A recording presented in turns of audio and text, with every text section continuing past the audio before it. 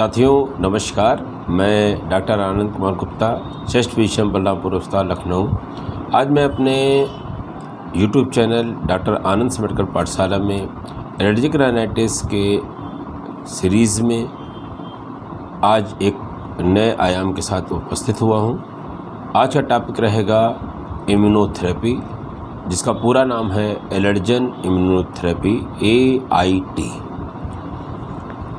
साथियों, जो इम्यूनोथेरेपी है इसके अंदर हम लोग एलर्जी टेस्टिंग से जो एलर्जन हमने जाने, जो सिद्ध किए कि ये विशिष्ट एलर्जन हो सकता है जो इनके लक्षणों के लिए रिस्पॉन्सिबल हो, जिम्मेदार हो, तो उन एलर्जन या एलर्जेंस की सूक्ष्म मात्रा कंसंट्रेशन ले करके शुरू करके बढ़ती मात्रा कंसंट्रेशन को शरीर में प्रवेश कराते हैं। शरीर का इम्यून सिस्टम इसे पहचान कर इसे प्रोसेस करता है, अर्थात जो देर तक जो है एक के बाद एक कई प्रतिक्रियाएं एक विशिष्ट क्रम में शरीर में शुरू हो जाती हैं। एलर्जन की जो सूक्ष्म मात्रा की वजह से इस थेरेपी के दौरान सामान्यतः एलर्जिक रिएक्शंस नहीं होते, परंतु हमें इन थेरेपी के दौरान मरीज को अपने क्लिनिक में रखना होता है ताकि रेयर द रेयर जब हम कंसंट्रेशन धीमे धीमे बढ़ा रहे होते हैं कहीं रिएक्शन हो ही न जाए, और आधे घंटे तक वॉच करना होता है। वहीं मरीज में एलर्जन के प्रति धीमे धीमे सहनशीलता व टॉलरेंस पैदा होने लगती है। इस थेरेपी में 4 से 6 माह तक बिल्डिंग अप या एस्केलेशन फेस होती है, और उसके बाद 3 से साल तक या इससे ज़्यादा समय तक हम मेंटेनेंस डोज के रूप में इसे जारी रखती हैं। और इस तरह से लंबे समय तक जब हम इस थेरेपी को लेते हैं तो शरीर में लंबे समय तक के लिए एलर्जन के प्रति टॉलरेंस बना रहता है, अर्थात एलर्जन थेरेपी से उत्पन्न इम्यूनिटी की वजह से लक्षण व बीमारी नियंत्रित रहती है। इस थेरेपी में जो शरीर में परिवर्तन होते हैं उसकी वजह से इम्यूनोग्लोबुलिन G4 नाम की एंटीबॉडीज़ बनती हैं, IgG4, और ये एंटीबॉडीज़ ब्लॉकिंग एंटीबॉडीज़ कहलाती हैं। इनकी प्रॉपर्टी होती है कि ये एंटीबॉडीज़ एलर्जन से बाइंड करती हैं, परंतु एलर्जिक रिएक्शंस नहीं शुरू होने पाती। सामान्यतः क्या होता है, एलर्जन जब शरीर में प्रवेश करता है तो उसके खिलाफ की एंटीबॉडीज जब उससे चिपकती हैं तो एलर्जिक कैस्केड शुरू हो जाता है, मतलब एलर्जिक रिएक्शंस की शुरुआत हो जाती है। और ये जो इम्यूनोथेरेपी के दौरान इस तरह की ब्लॉकिंग एंटीबॉडीज़ बनती हैं, ये एक्चुअली एलर्जन से चिपक करके उसको एलर्जिक रिएक्शन से ही नहीं शुरू होने देती हैं। इस प्रकार से ये इम्यूनोथेरेपी काम करती है। इम्यूनोथेरेपी में जो एलर्जन को प्रवेश करने की विधि है, 2 तरीके से हम शरीर में प्रवेश करते हैं। या तो सबकुटेनियस तरीके से, अर्थात अधः त्वचा में इंजेक्शन लगा करके, और कहते हैं कि सबलिंगुअल तरीके से, अर्थात जीभ के नीचे रख करके। तो पहली विधि कहलाएगी SCIT सबकुटेनियस इम्यूनोथेरेपी, दूसरी विधि कहलाएगी सबलिंगुअल इम्यूनोथेरेपी, जिसमें जीभ के नीचे रखी जाती है। इस थेरेपी का उपयोग, अर्थात जो एलर्जन इम्यूनोथेरेपी का उपयोग जो है मुख्यतः हम लोग एलर्जिक राइनाइटिस के पेशेंट्स में करते हैं। अस्थमा में भी किया जा सकता है, जिनमें एलर्जन स्पेसिफिक इम्यूनोग्लोबुलिन E बढ़ी हुई हो, लक्षणों की प्रधानता बनी रहती हो, यद्यपि मरीज पर डॉक्टरों ने पर्याप्त संभव स्तर पर एलर्जन अवॉइडेंस व मैक्सिमम मेडिकेशन थेरेपी उचित और तरीके से लेने का एनालिसिस कर लिया हो, उसके बावजूद भी लक्षण बने रहते हो। मतलब इलाज भी मैक्सिमाइज़ किया जा चुका हो, उसका शरीर में सही ढंग से इन्हेलर या दवाइयों का पावर ली जा रही हो, और अवॉइडेंस ऑफ एलर्जन जो भी संभव उनसे किया जा रहा हो उसके बाद भी ना हो, तो यहाँ पे हम इसका उपयोग कर सकते हैं, AIT का उपयोग कर सकते हैं। तीसरा ये पॉइंट हो सकता है कि दवाओं के साइड इफ़ेक्ट से दवा देना ही संभव ना हो। जो भी दवाएं अस्थमा की हैं उनको दिया जा रहा है, लेकिन मरीज टॉलरेट ही नहीं कर रहा है, या फिर उसमें सह रुग्णताएँ कोमॉर्बिडिटीज़ बहुत ज़्यादा हों, और उसके चलते ड्रग इंटरेक्शंस का खतरा ज़्यादा हो तो जो सेफ़ ड्रग्स हैं उनको ही दिया जा पा रहा हो, आगे ना दिया जा पा रहा हो, तो उसमें भी AIT का उपयोग करके उसकी इम्यूनिटी बूस्ट करके हम उसके अंदर टॉलरेंस पैदा कर सकते हैं। इस थेरेपी के 2 घंटे पहले व 2 घंटे बाद तक एक्सरसाइज करना नहीं चाहिए, क्योंकि एलर्जन के रैपिड एब्जॉर्प्शन से एलर्जिक रिएक्शंस के हो सकने की संभावना रहती है। वास्तव में AIT ही वास्तव में एक अकेला तरीका है जो एलर्जी के कोर्स को बदलता है। एलर्जी का जो मतलब कि जो हमारे शरीर में असर है कि एलर्जी की वजह से हमारे अंदर बार बार लक्षण होते हैं, ये इसके कोर्स को बदलता है। अर्थात जो नए एलर्जन से सेंसिटाइजेशन व एलर्जिक राइनाइटिस का अस्थमा में प्रोग्रेशन विकास दोनों को रोकता है या न्यूनतम करता है। सामान्य तौर पे एलर्जिक राइनाइटिस व अस्थमा दोनों के इलाज में जो हम लोग लक्षणों व शोथ पर नियंत्रण करने की दवा देते हैं, ये अंदर चल रही इम्यून सिस्टम की प्रक्रिया पर असर कतई नहीं डालता है, और इसीलिए जब भी हम दवा इसको बंद करते हैं तो हमारे लक्षण आज नहीं कल तो पलट जाते हैं, क्योंकि शोथ फिर से बढ़ने लगता है। इससे एलर्जिक सिम्टम्स जो हैं वो उसमें तो इम्प्रूवमेंट आता ही है और मेंटेनेंस दवा भी घट जाती है। जो एलर्जन की सूक्ष्म मात्रा को देने से जो उत्पन्न टॉलरेंस होता है उसको हम allergen tolerance bye immune system कहते हैं। एलर्जन के प्रति हाइपर सेंसिटिविटी अर्थात एलर्जी में जो न्यूनतम करने की जो प्रक्रिया है, हाइपर सेंसिटिविटी मतलब कि उस एलर्जन के प्रति जो हमारे अंदर हाइपर सेंसिटिविटी है या एलर्जी है उसको हम घटा सकते हैं। इस प्रक्रिया को हम हाइपोसेंसिटाइजेशन या डिसेंसिटाइजेशन कहते हैं। एलर्जन को SCIT में मतलब सबकुटेनियस इम्यूनोथेरेपी में इंजेक्शन के द्वारा सबकुटेनियसली अधः त्वचा में देते हैं। इसे एलर्जी शॉट्स भी कहते हैं।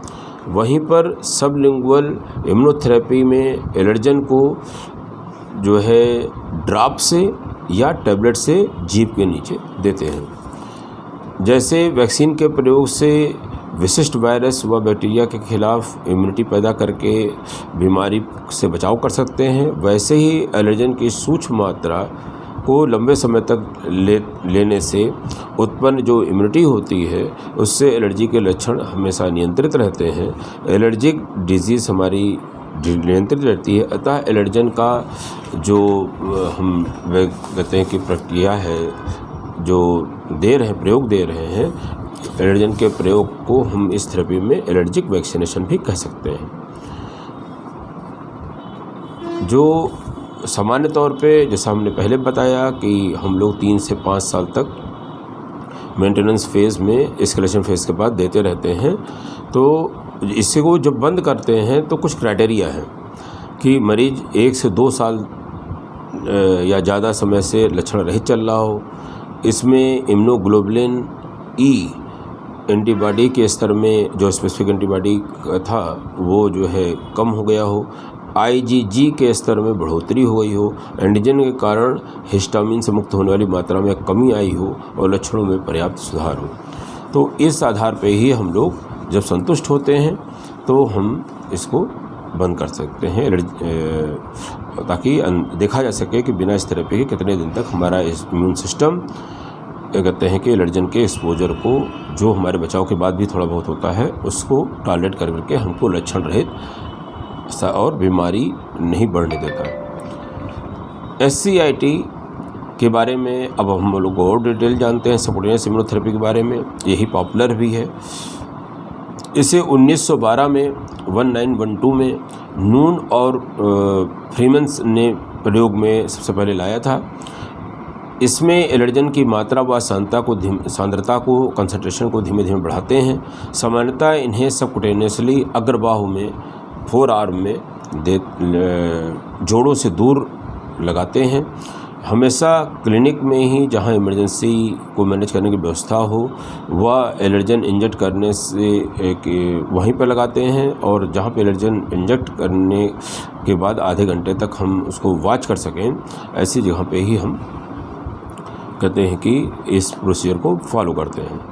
एक एग्ज़ाम्पल के रूप में बताना चाहेंगे कि कैसे इस इंजेक्शन को हम लोग SCIT में एलर्जिक थेरेपी करते हैं। एग्ज़ाम्पल देते हैं, जैसे हमको एलर्जन या एलर्जन के समूह को हमको देना है, तो उसका हम 1/5000 1/5000 कंसंट्रेशन का एलर्जन एक्सट्रैक्ट तैयार करते हैं, और हफ्ते में 2 बार 0.1 ml से लेकर के धीमे धीमे बढ़ाते हुए 0.9 ml तक जाते हैं। मतलब हफ्ते में पहले दिन लगाया 0.1 ml, दूसरे दिन हफ्ते में दूसरी मुलाकात पे लगाया उसी कंसंट्रेशन का 0.2 ml, दूसरे हफ्ते में पहली मुलाकात पे लगाया 0.3 ml उसी कंसंट्रेशन का, फिर 0.4 ml दूसरे हफ्ते में ही सेकंड मुलाकात पे, और इस तरह से कहते हैं कि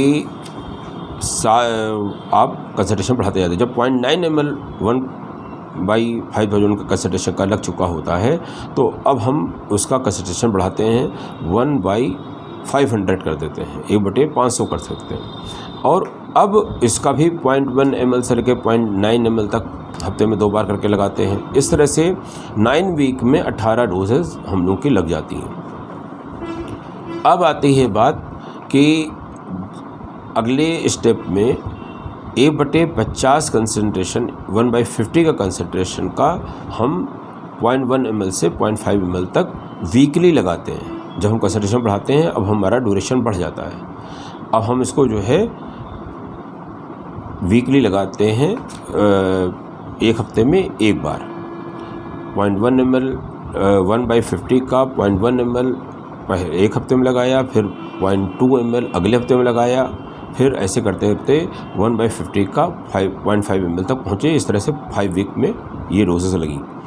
अब इसी कंसंट्रेशन का 0.6 ml 2 वीकली लगाया, अगले हफ्ते में अगले सेकंड 2 हफ्ते बाद 0.7 ml लगाया, अगले 2 हफ्ते बाद 0.8 ml लगाया।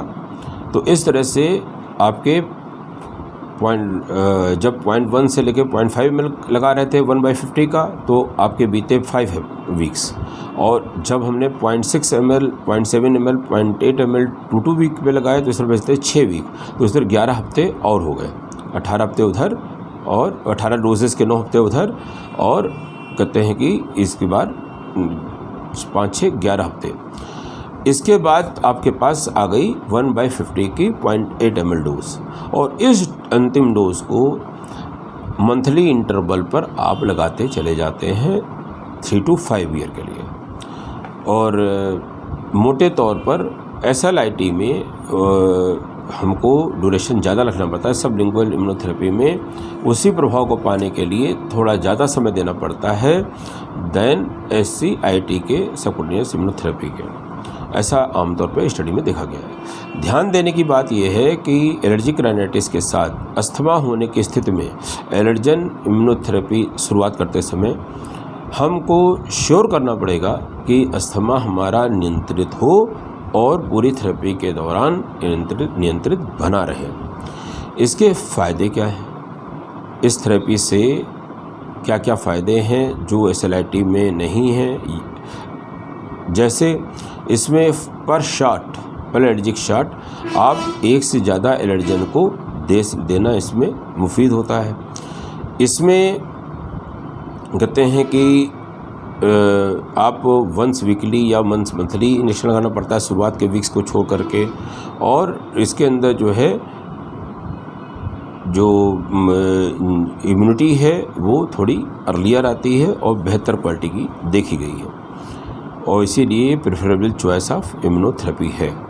डिसएडवांटेज क्या है? डिसएडवांटेज ये है कि एक तो इसमें सुई सिरिंज का उपयोग होता है, दूसरा हर बार इंजेक्शन लगाने के लिए आपको मेडिकल सेटिंग में जाना पड़ता है, साइड इफ़ेक्ट्स होने की संभावना थोड़ी ज़्यादा होती है, कुल मिलाकर के ज़्यादा खर्चीला होता है, और बच्चों में ये कम पसंद किया जाता है। तो इस तरह से इस थेरेपी के एडवांटेज और डिसएडवांटेज हमने आपसे चर्चा करी। अगले वीडियो में मैं आपसे सबलिंगुअल इम्यूनोथेरेपी के बारे में चर्चा करूँगा। मिलते हैं, इसको आप इस बार गुनिए और मिलते हैं अगली बार सबलिंगुअल इम्यूनोथेरेपी, रस थेरेपी और उसके बाद एलर्जिक राइनाइटिस में सर्जरी का आयाम, और वो होगा एलर्जिक राइनाइटिस पर मेरा आखिरी वीडियो। धन्यवाद, फिर मिलते हैं।